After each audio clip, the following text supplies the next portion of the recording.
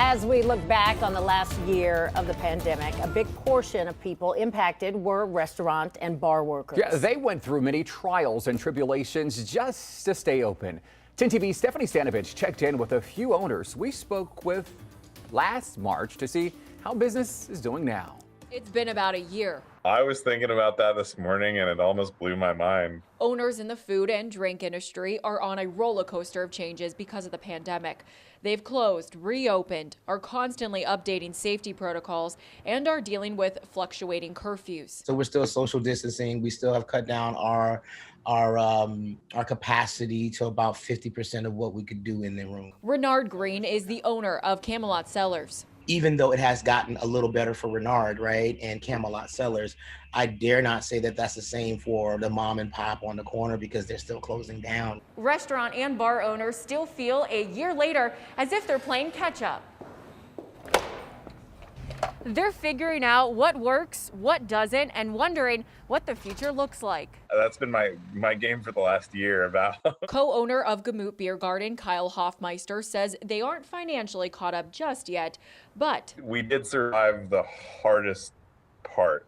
the colder months. We've actually seen, really since the last week of December, a steady increase. For Cameron Mitchell Restaurants, President David Miller says they oversee 20 restaurants in Central Ohio. During this pandemic, as a larger company, For some reason, sometimes people think we maybe had it easier. but he says more restaurants equal more pivoting. Bottom line is, Doesn't matter how many restaurants you had. This year has just been a horrible year for all of us. there's been a lot of extra hands helping the restaurant and bar industry. The biggest resource for us, being a brewery, was the Ohio Craft Brewers Association. From a federal, state, and local level. John Barker is the CEO of the Ohio Restaurant Association. Some of this money is still paying for business that they lost last fall. At the federal level, the Paycheck Protection Program, the Flexibility Act using the money for more than just payroll, and the Employee Retention Tax Credit. In the stimulus bill is a $25 billion Restaurants Act.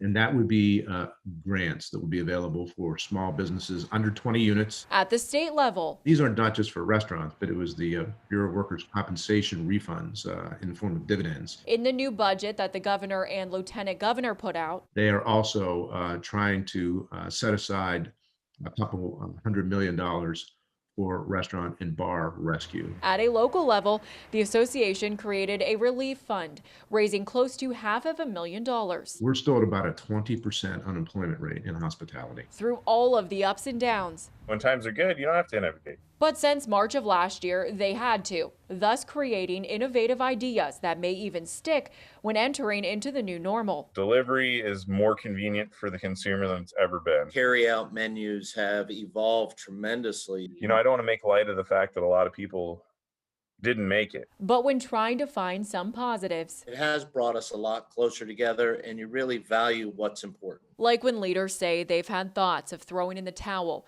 this is what stops them. The families of my staff, right? You have a staff, people are relying on you to get a check. Reporting in Columbus, Stephanie Stanovich, 10 TV News.